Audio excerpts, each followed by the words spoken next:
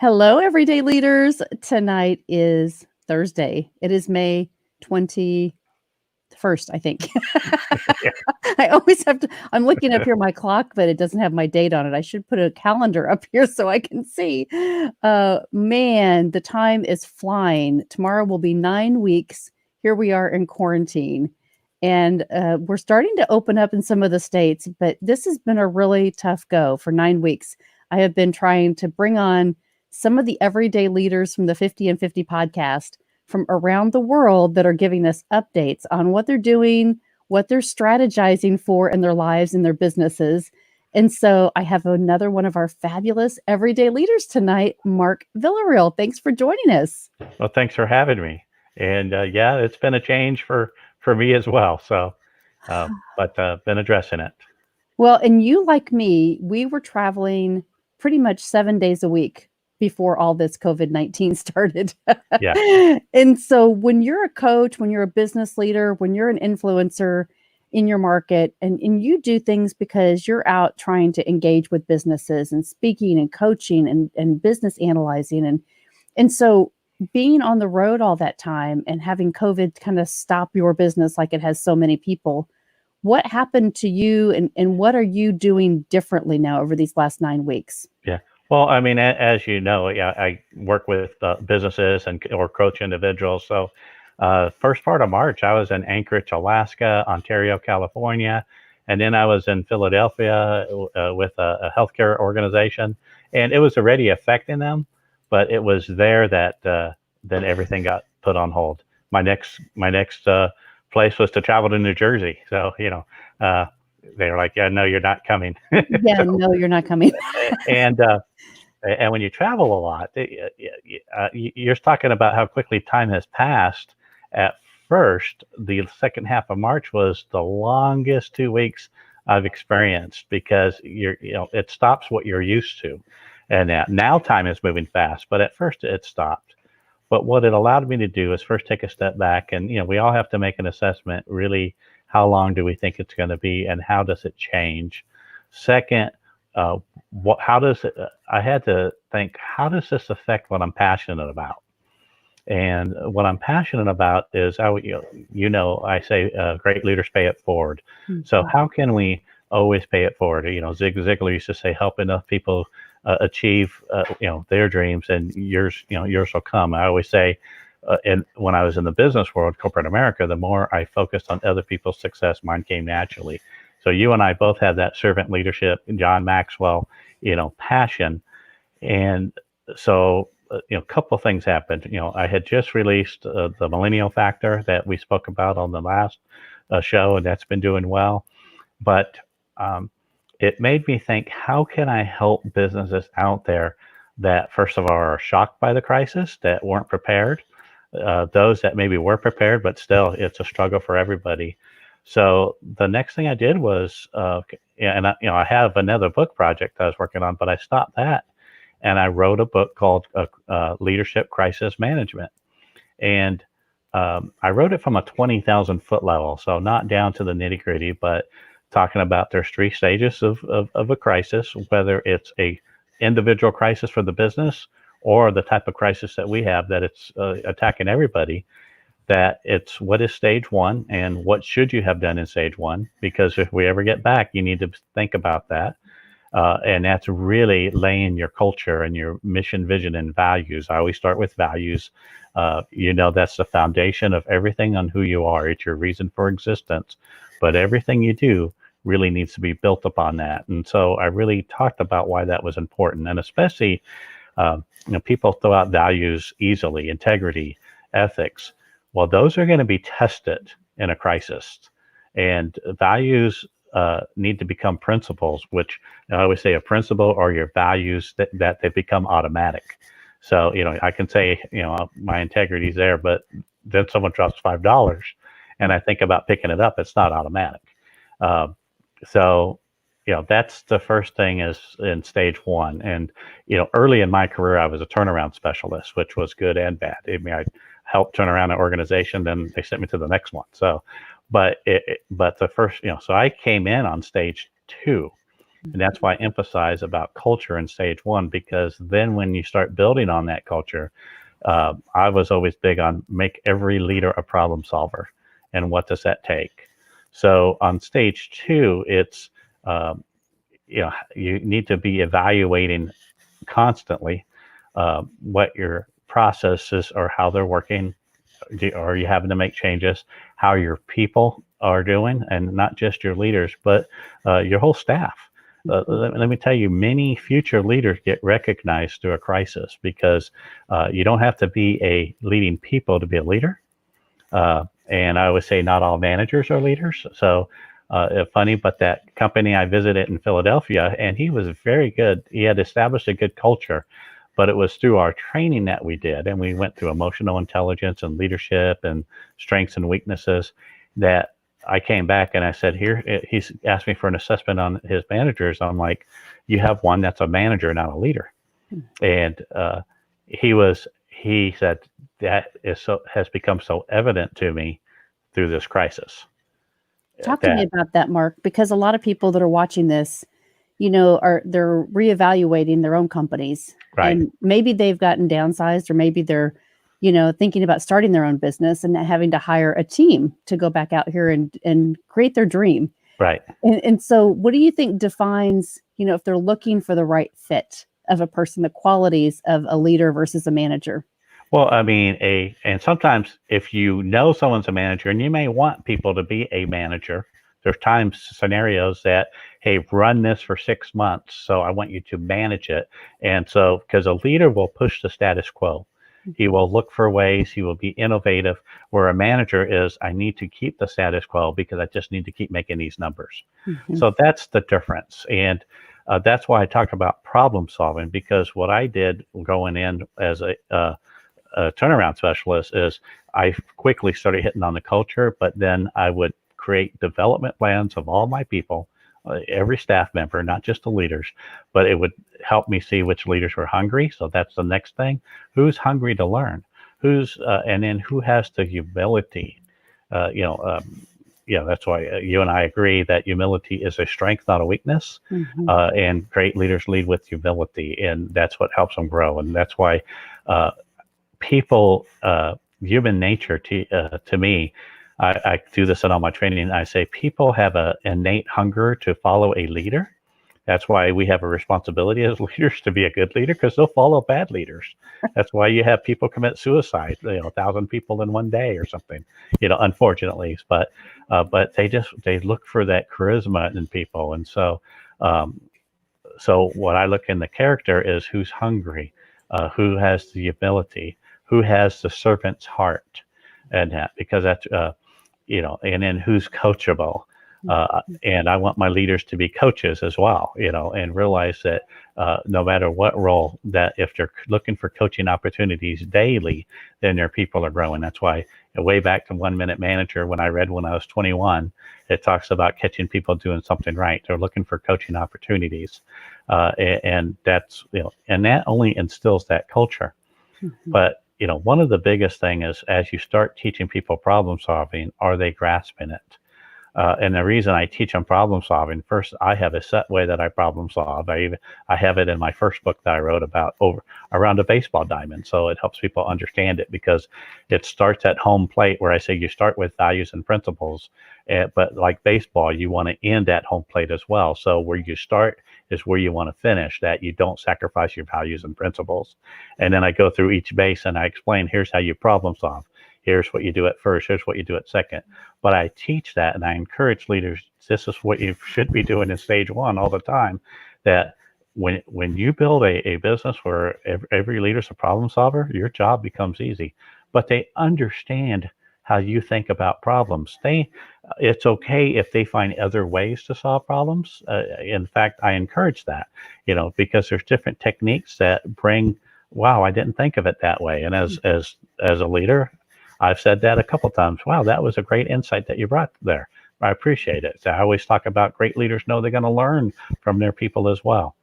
But when you don't do that, and then all of a sudden you're in a crisis, things aren't automatic with your people. And so this is why I wrote the book that, hey, many of you are in the crisis. I pray each of you make it through, but one, start evaluating your people daily, evaluating your processes daily.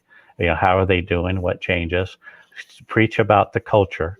Uh, you know, uh, a leader always needs to never hide and make some. A great leader will be visible and they will communicate constantly. So you have to communicate. Here's what we're doing. Here's what we recognize. Hey, we had this problem, and share the vision. But here's where we're going. Here's what we're talking about, and then talk about the milestone wins.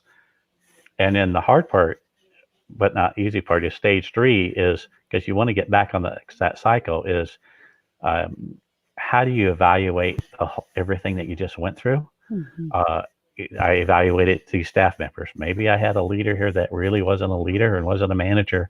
And maybe because you owe it to every employee to run a responsible business, I might need to make a change.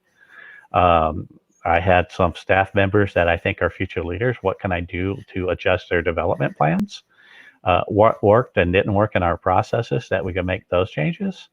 And then finally, when it's a crisis that affects, like sometimes I've been in a crisis where it affects our industry, we're in technology, and all of a sudden this happened, that others go through it. Sometimes there's some good people you could pick up that and recruit to your company because of the organization they're with. So what can you do to make yourself stronger? So, those, and that's all in the book in the overview. And then, you can tell it's a cycle. You want to get back on, what did I not do prior? Number one, that I need to do stronger now and to improve upon. You know, uh, I had one organization that we did a turnaround in. Uh, the corporate office of our organization started recruiting my managers, my leaders. Four of my leaders ended up being regional managers for the international organization I was a part of. And I could get protective and say, "Hey, wait, they're mine," but it actually created a culture that I had people that wanted to work for us. Mhm. So it's actually, and that's the big thing, is that the more you help people obtain their dreams, yours will come naturally. So Ah, that was the cycle. so true. So you asked, what have I been doing? That I put that out there, uh, but I also, and it took a little work, Amazon, but I posted it for free on the Kindle, and it's on Amazon, it's on iTunes, it's on Kobo, and it's on Barnes and Noble websites for the ebook free. So it's my spirit told me, what, this is a part time, pay it forward. You can buy the book. It does have the physical book up there, but people are able to download it, and we say go download it. It's not about, this is about paying it forward at the time that organizations need to really think about their business. And so that was the big part of what I've done. And then I went back, and now I'm writing.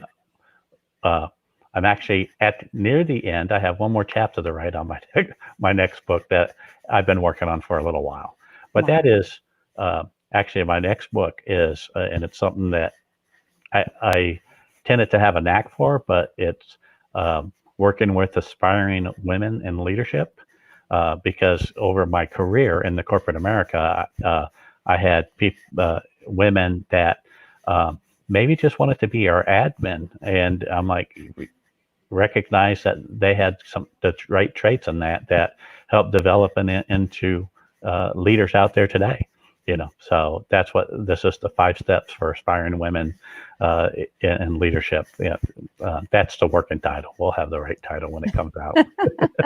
so, Well, and so I think it's so important because the history and the tenure that you have in working with people of all different phases of what they're going through in their careers, you can really understand how to assess that and give them the tools that they need to get to any stage of whatever their dreams are. So, right, that's really important because not everybody says, I want to be in charge.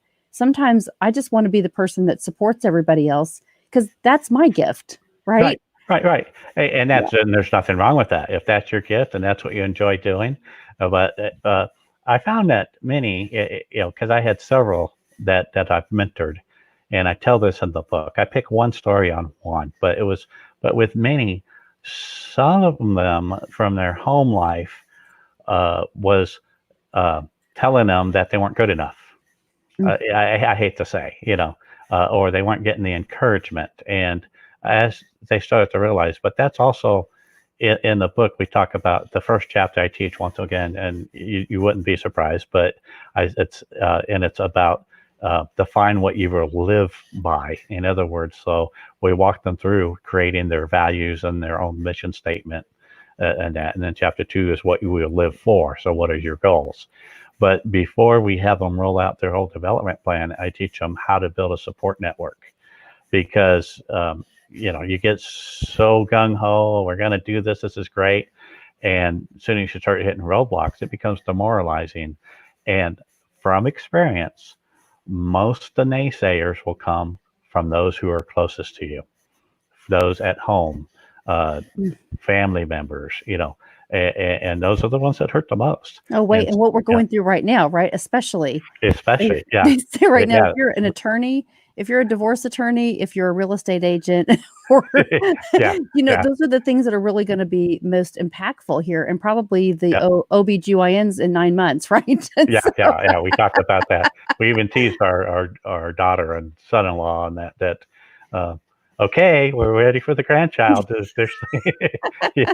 If this isn't the time, So but it's so important because you're right, those people that influence us the most, sometimes we're right with them, so a few hours a day, but when we're right, working and now we are at home, we are with the people that we love, and we're with our families, and we can't escape. There's nowhere to go, like, have coffee. There's nowhere to right, go socialize. right, right, So it's really tough because if you've had those limiting beliefs about yourself, and now you have friends or family that are close to you right now during this quarantine, and they're reinforcing those beliefs of, no, you shouldn't do that. You shouldn't try that. You shouldn't give that an opportunity. That's really tough because you got to just step in and say, okay, I'm curious about something. I want to try it. And if I fail, that's okay. But I should, right now is the time to step into things that are new and that you're curious about. Now is the time more than any other abs- time in the world. ab- absolutely. Well, and sometimes the naysayers that are close to home, because sometimes they'll say I'll support you, and then as it gets going, they become naysayers, and it's because they see the change that it's causing to the home life. You're given a little more time for meetings you're going to, or that class you're attending for development, and so those are usually the areas. But to have the support from those that have done it, and that become your peers, and we teach about how to uh, define and locate an accountability partner. I think everyone needs an accountability partner that they meet with once a month, and so we Mhm. take them through that process. And but even part of this book was before this transpired. It's funny because you see my gray hair. I'm getting up there in age, and I've been traveling for a lot of years in the corporate America, then in what I do. And I told my wife, I'll need to transform my business to where I can do a lot more from home. And so this was part of writing this book, and I think to pay it forward, and it that helps. And so that was even my thought process of, I think this book will allow me to coach aspiring women from home or whatever, still travel, but to speaking events. And I work with some large corporations, but maybe not as much as I was doing, you know. Mhm. So even then was with that thought process of, how do we change? And that's how people need to say to themselves, how is this situation going to change me, or should it? And then how do I need to grow from it? Mhm. So yeah, Well, it's gonna change everybody, whether we like it or not, right, because everything that we do, we're gonna have to go out differently. We have to protect ourselves. It's gonna be like the 9/11, right? So when after 9/11 happened, you can't go to the airport in the normal way that you said, "Oh, I'm just gonna go 20 minutes before I have to get on a plane and yeah, get I through remember. security," Yeah, and that hasn't been that long ago, and we talk about the kids that were born in 9/11 during that time, and now they're going through graduation differently. But what I think is important, it's a big learning lesson for those of us that watch these kids that are really accepting going through this next phase of their life. Because we all say, "Oh my gosh, that's really too bad. They've waited all these years, the anticipation, they've worked so hard, and now they cannot experience graduation like everyone else has." But here's what's neat is there are websites on adopting a senior, on parades, right? Drive-through parades. The Right. Speedway High School in Indianapolis is letting their graduation class go to the Indianapolis Motor Speedway. That's Like, awesome. it is so cool. The kids in Daytona Right. had their graduation at Daytona Speedway. I mean, they're getting to do things that because of COVID-19, that has opened up opportunities for them to experience things like never before. And that's what we need to be thinking about. What's out there and what haven't we tried yet? Who do we need to connect to? And what can our dream be for things that we haven't tried yet? Yeah, I agree. You mentioned graduation. Our son just graduated at University of Texas, in neuroscience, and we're so proud of them. But they're doing theirs online, and then they said my wife read today that they'll do it in person one in 2021. So but we were probably more disappointed, showed more disappointment than he did. So, like you said, they were more accepting of, well, we understand the situation, and this as well. But but obviously, um, yeah, I really love those stories where others are looking at different ways, and they have the graduation at Daytona or the Indianapolis 500. I mean, um, It's so cool. yeah, I would hope that Louisville would do it at the Kentucky Derby. Mhm. Churchill Downs. There's so many uh, things like that they can do, but it's like, well, let's think differently, and how can we do it that we make it a positive But what a as great well. lesson. What a great Right. lesson for us as leaders to say, gosh, we have influence in our expectations, right? We have expectations because we want them to experience what we did. And Yeah. so, but sometimes those other people are more accepting because they don't know what it is. They don't know what it would be like because they only know what today is Right. and how they're going to experience it in their own unique way. And so what a great lesson, right? Yeah, it's funny because you mentioned 9/11. At that time, I was in technology for 21 years, corporate America, and I had wrote a news for our newsletter that how 10 good things that changed our industry that came out of 9/11. See, so and I'm sure that as time passes, there'll be the same type of thing that can be written about what's transpiring now. Here's what's coming, because I preach and teach in our workshops that great companies reinvent themselves, and they're innovative and creative, and how and we give examples, and I'll bring up names of other companies that people say you never heard of them. I tell of a company called Novell, and that was in technology, that was number one when I was started in technology. Microsoft was number two, and but Novell didn't want to be innovative. They were very stable, and they said, and some of us believed they were a better product. Microsoft wanted to be innovative and change the world and create, uh, and Novell would even say, well, people know Microsoft's buggy or whatever, but people loved the innovation and the changes, and they jumped on the vision, and that's what transpires is that even through this changes is that how can we make the change to go in the direction that this is now offering us. And I think, like you said, there's going to be more online businesses, and I was already gravitating to how can I coach more online, where others are doing already. It's just when you work for corporations, they like you to, a lot of them want you in person or whatever. But that's very interesting. I think there are so many things that we need to look at differently, and I think, I'm gonna post this again real quick here. So, if you guys haven't already gone to download this book, Leadership Crisis Management, like Mark said, it's a great way for you to think about redesigning your business through this crisis because we all need some help. It would be a great guidebook for you if you're a new leader, if you are a tenured leader, and you're trying to think about how you are going to approach your staffing for the next phase of when you start to go back into the offices. You all may decide that you're going to work virtually more, and so that's kind of a new twist on things too. But it takes a different leadership style for your people to be able to manage at a distance. And so, that this is the accountability and the structure and the routine and really the design of who you're going to have in certain positions that can help you drive your results. So I think it's a great book that you need to check out, to download, and give Mark feedback on what you think about it. And all of us women that are leaders, I can't wait to see the next book. That's going to be great. No, you'll receive one of the first ones. I'll promise you that. But um, but that is key, and that's why um, you mentioned experienced leaders. It's the experienced leaders that sometimes that we tend to get lazy. So that's where I'm a big preacher of habits. And I don't have to reinvent the wheel. There's the 7 habits of highly effective people that I preach all the time, and I could take them into sales. I could take them to any industry and show how the habits work. But when you exhibit the habits, but teach the habits to your people, then when you make change, the change happens in the industry, but the habits stay there.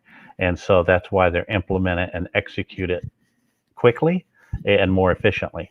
So, and efficiency is really, the big thing that we look for many times. So, Mhm.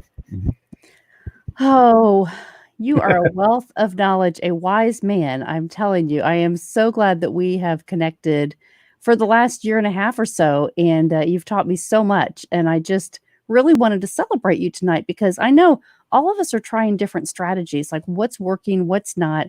And I love it that you are still writing, that you're still creating, that you're still adding value in a big way because people really need you to show up. And you are doing that, and I'm so proud of you. well, I mean, one, in all humility, thank you. I mean, I learned some. I watch, the other leaders you have. I'm like, hey, how come I didn't think of that? But I try to think of ways of how I can pay it forward.